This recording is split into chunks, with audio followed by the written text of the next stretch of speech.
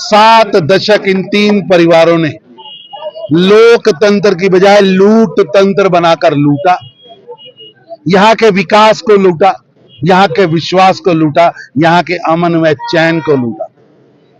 जम्मू कश्मीर की जनता इन 3 परिवारों से, मुफ्ती परिवार, अब्दुल्ला परिवार और गांधी नेहरू परिवार से घृणा करती है और जनता करारा जवाब देने वाली है। इन 3 परिवारों के पास कोई एजेंडा नहीं है, कोई विकास का एजेंडा नहीं, कोई विकास की प्लानिंग नहीं है। ये तीनों परिवार एक शाही दवाखाने की तरह परिवारवाद की पार्टियां चला रहे।